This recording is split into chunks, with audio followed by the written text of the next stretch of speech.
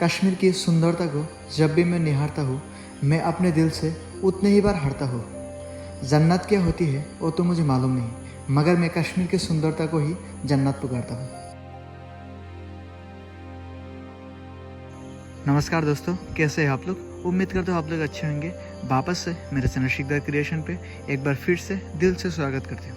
दोस्तों, आज की इस वीडियो में मैं आपको बताने वाला हूँ कश्मीर ट्रिप की फुल आइटिनरी कि कैसे आप कश्मीर पहुँच सकते हैं, कहाँ पे होटल लेना सही रहेगा, कौन सी प्लेस है जो आपको बिल्कुल भी मिस नहीं करना चाहिए, कश्मीर जाने का बेस्ट टाइम कौन सा है, कश्मीर में कितने दिन रुकना चाहिए और सबसे ज़रूरी बात कितना खर्चा होगा, और साथ ही साथ छोटे छोटे टिप्स। तो चलिए बिना किसी देरी के शुरू करते हैं आज के वीडियो।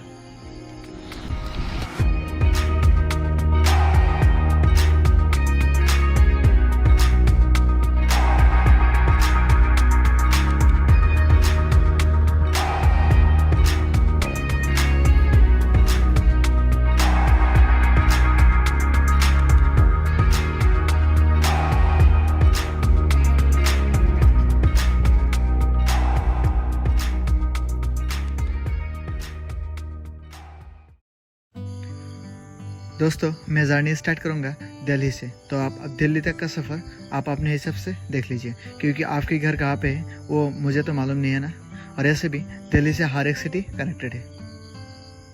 तो दिल्ली से सबसे पहले हम पहुंचेंगे श्रीनगर में, क्योंकि कश्मीर की जो मेन सिटी है वो है श्रीनगर, और यहाँ से जितने भी प्लेसेस है वो सारे आराम से कवर कर सकते हैं।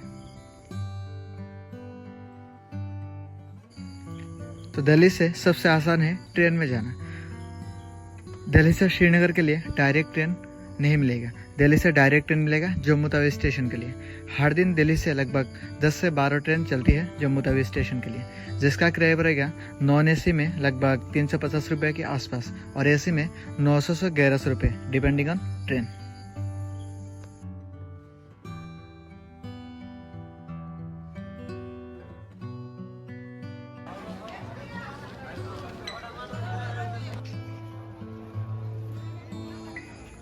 तो जम्मू तवी स्टेशन पहुंचने के बाद स्टेशन के बाहर से ही शेयर टैक्सी मिल जाएगा, जिसका किराया रहेगा 800 से 1000 रुपये, और बस से भी जा सकते हैं जिसका किराया रहेगा 500 से 600 रुपये।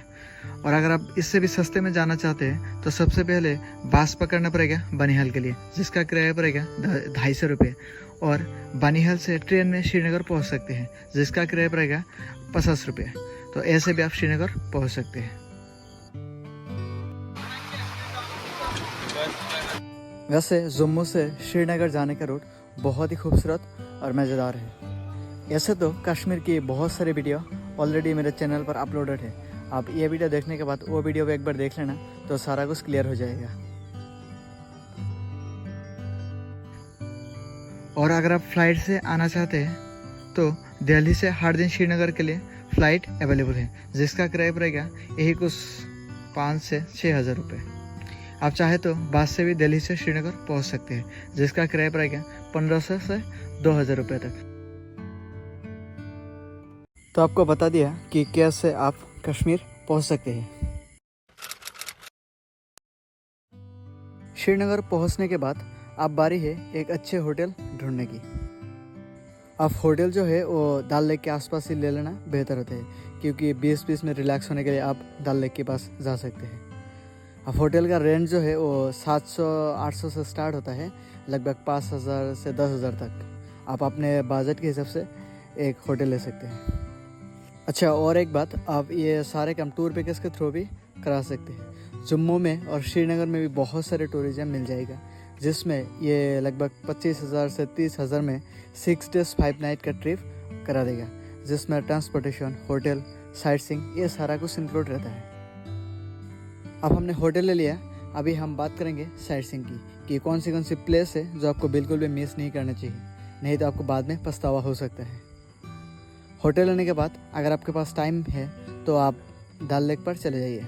अगर आपने होटल लेक के पास ही ले लिया तो पैदल भी जा सकते हैं।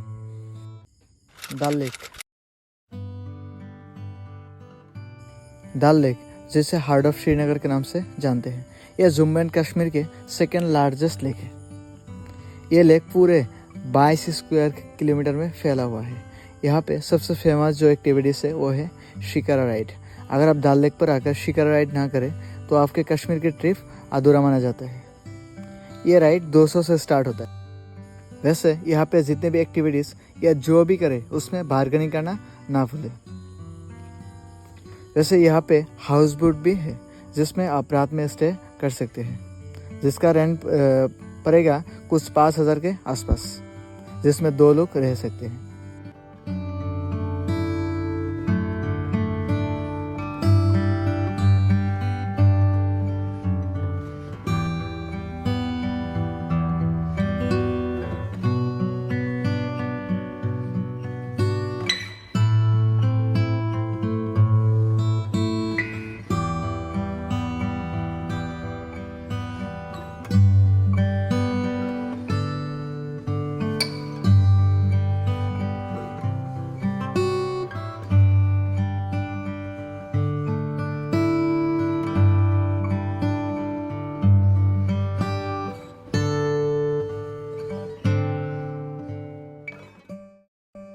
और ऐसे ही डल लेक की खूबसूरत नज़ारे को देखते हुए आपका डे 1 कंप्लीट हो जाएगा। डे 2 में आप जाएंगे सोनमार्ग में। तो जल्दी से सुबह उठकर फ्रेश होकर होटल से बाहर जाना है कार रेंट करने के लिए। श्रीनगर में लगभग सभी जगह पर कार रेंट पर मिलेगा, और ऐसे एक टैक्सी ड्राइवर का कॉन्टैक्ट नंबर मैं अपने डिस्क्रिप्शन में डाल दूंगा।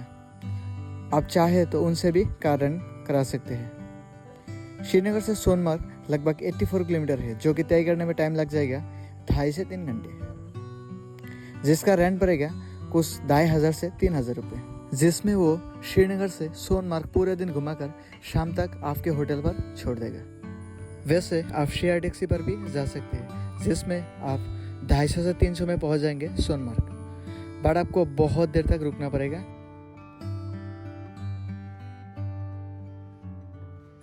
आप 2.5 से 3 घंटे के बाद पहुंच जाएंगे सोनमार्ग में।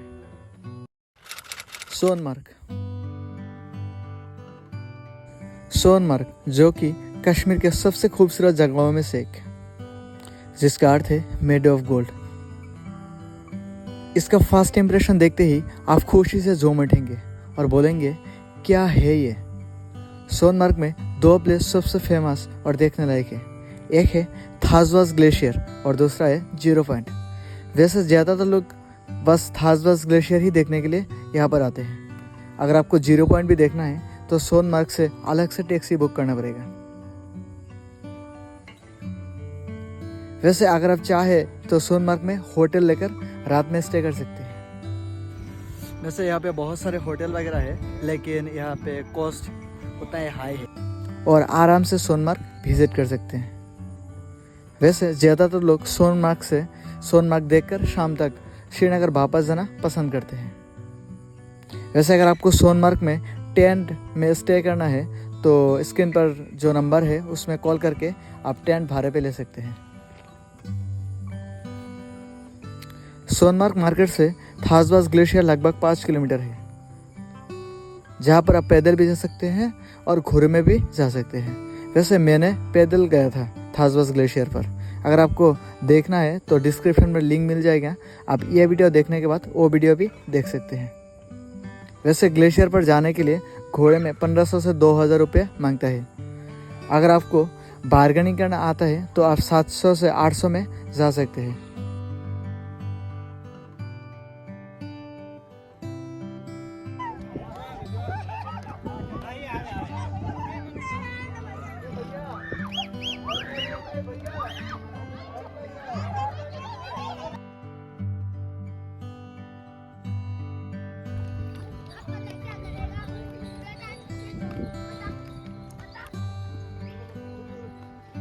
यहाँ पे बहुत सारे एक्टिविटीज़ कर सकते हैं, जैसे कि जेवलिन। उस तार से जाकर उस तरफ ले जाता है। तो जाने में और आने में यह 700 रुपया लगता है। इधर ये पूरा सेफ्टी है। सेफ्टी लगाकर यहाँ पे आप पूरा जेवलिन कर सकते हैं। इसके बाद आप स्लैश में उड़ सकते हैं और साथ ही साथ स्कीइंग भी कर सकते हैं। 2 3 चलो, बस अब उठना नहीं, झुक के रहना। अभी जो हमने किया वो स्कीइंग है और इस भाई साहब ने हमें 400 रुपये में कराया सुबह से। तो भाई एक हाई बोल दीजिए, एक सब्सक्राइब करने के बोलेंगे। हाँ, एक सब्सक्राइब करिए ज़रूर करें। ठीक है, अगर आप अब सोनमार्ग पे आते हैं तो इनकी ये चीज़ ज़रूर कर सकते हैं। ये बहुत ही अच्छा एक्सपीरियंस कराते हैं और बहुत ही अच्छे रियल वीडियो बना के देते हैं। जो भी हो, ये बहुत मज़ा आया भाई साहब के साथ नंबर करके।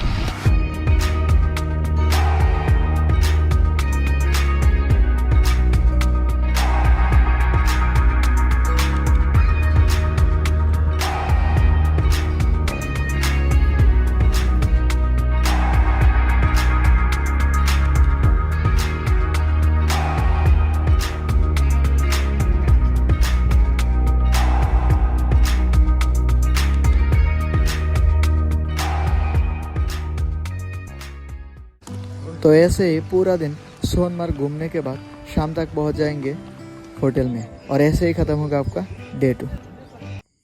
डे 3,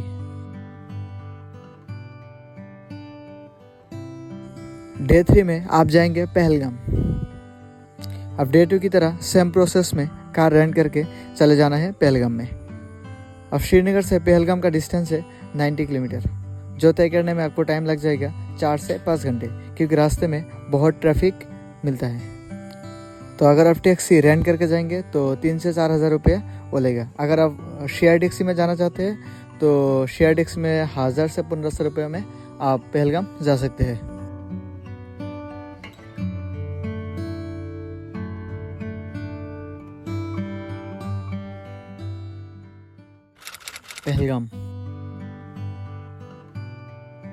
पहलगाम जो कि कश्मीर के खूबसूरत जगहों में से एक, जिसे धरती का जन्नत कहा जाता है।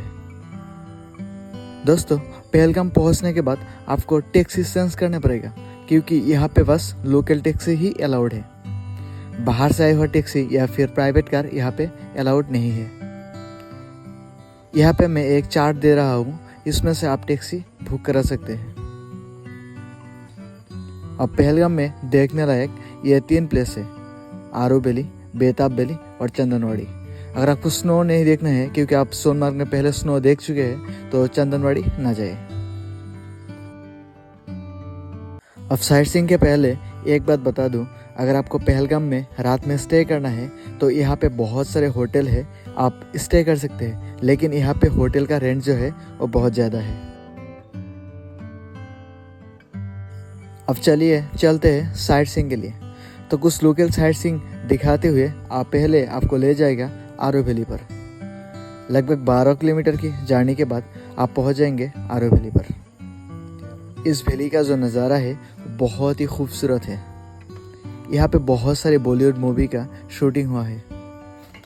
आपको बता दूं कि बजरंगी भाईजान मूवी में जो मुन्नी का घर दिखाया था वो यही आरो वैली पर है, लेकिन उसका एग्जैक्ट लोकेशन थोड़ा सा ऊपर है। यहाँ से लगभग 1-1.5 किलोमीटर की ट्रैक करके ऊपर जाना पड़ेगा, तभी वो प्लेस देखने को मिलेगा। यह गाड़ी 1 घंटे रुकने के बाद गाड़ी निकल पड़ेगी चंदनवाड़ी के लिए, जो कि पहलगाम से 17 किलोमीटर की दूरी पर है। दोस्तों, हमें सबसे पहले पहलगाम जाना पड़ेगा, देन वहाँ से हम जाएंगे चंदनवाड़ी के लिए, और आते समय हम बेताब वैली देखेंगे। दोस्तों, यहाँ पर भी नवंबर से जून जुलाई तक स्नो मिलेगा और स्नो एक्टिविटीज़ भी करा सकते हैं। और एक बात बता दो, यहाँ से ही अमरनाथ यात्रा की जो शुरुआत यहाँ से होती है, तो यहाँ से ज़्यादा दूर नहीं अमरनाथ यात्रा, और सोनमार्ग से भी अमरनाथ यात्रा करने जा सकते हैं। तो चंदनबाड़ी पे गाड़ी 1 घंटे रुकने के बाद फिर आपको ले जाएगा खूबसूरत बेताब वैली पर। चंदनवाड़ी से लगभग 8 किलोमीटर की दूरी पर पड़ता है यह बेताब वैली।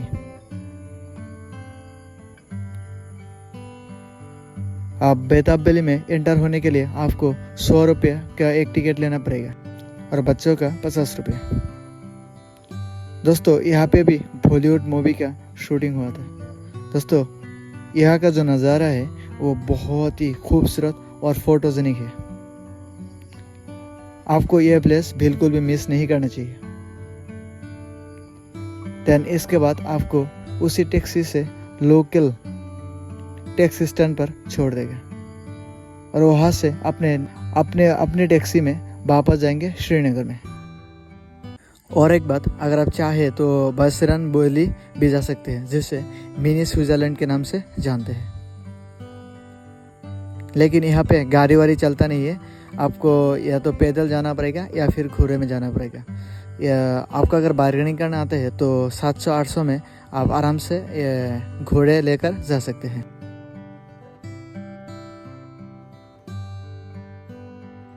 तो ऐसे ही ख़त्म होगा आपका डे 3। डे 4। डे 4 में भी आप जाएंगे गुलमर्ग में। श्रीनगर से गुलमर्ग कुछ 60 किलोमीटर की दूरी पर पड़ता है, जो तय करने में टाइम लग जाएगा 2 से 2.5 घंटे। शेयर टैक्सी में जाएंगे तो किराया पड़ेगा कुछ 200 से 300 रुपये। शेयर टैक्सी डायरेक्ट गुलमर्ग के लिए नहीं मिलेगा, इसके लिए पहले जाना पड़ेगा तानमर्ग, देन गुलमर्ग के लिए टैक्सी मिल जाएगा। अगर टैक्सी रेंट करके जाएंगे तो किराया पड़ेगा कुछ 2500 से 4000 रुपये, डिपेंडिंग ऑन कार। और अगर बस में जाना चाहते हैं तो किराया पड़ेगा लगभग 100 रुपये। इसके लिए पहले जाना पड़ेगा परिमपुर, देन तानमर्ग, देन गुलमर्ग। श्रीनगर से गुलमर्ग जाने का जो रोड है वो बहुत ही खूबसूरत है और बहुत ही मज़ेदार है।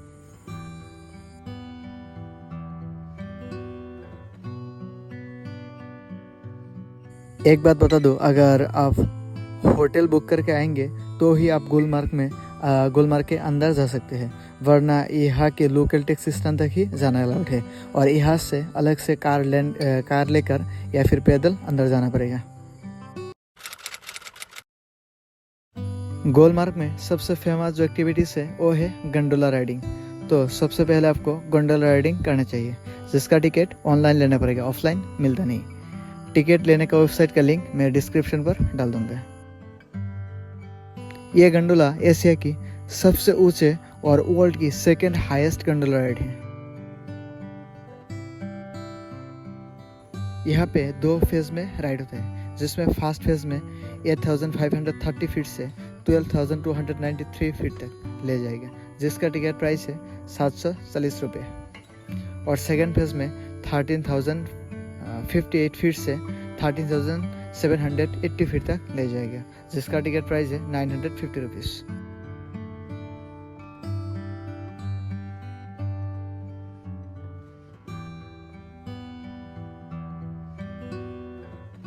गुलमर्ग में गंडोला राइड के बाद आप देख सकते हैं Saint Mary's Church, Strawberry Valley, Maharaja Harish Singh place, etcetera. ये सारे प्लेस देखने के बाद आप या तो होटल में रुक सकते हैं या फिर गुलमर्ग से वापस श्रीनगर होटल में जा सकते हैं। और ऐसे ही ख़त्म हो जाएगा आपका डे 4। डे 5। डे 5 में आप श्रीनगर के जो लोकल प्लेस है वो सारे कवर करेंगे, जैसे कि परी महल, टुलिप गार्डन, निशाद बाग, शालीमार बाग। तो ये है कश्मीर ट्रिप का 5 डेज टूर प्लान। इसके अलावा कश्मीर में आप विजिट कर सकते हैं गोरस वैली, पत्नी टॉप, द्रांग वाटरफॉल, यूसंग मार्ग। अभी हम बात करेंगे कश्मीर घूमने का बेस्ट टाइम कौन सा है। देखिए, अगर आपको स्नो देखना है तो बेस्ट टाइम है नवंबर से मार्च तक। इस टाइम पे चारों तरफ बस स्नो ही स्नो देखने को मिलेगा। अगर आपको हरे भरे पेड़ पौधे देखने हैं और पहाड़ों का मजा लेना है तो बेस्ट टाइम है जून से सितंबर। इस टाइम पर यहाँ पे बहुत सारे ट्रैक भी होता है, जैसे कि Tarsar Marsar trek, Great Lakes trek, etc। अभी हम बात करेंगे कि टोटल खर्चा कितना होगा।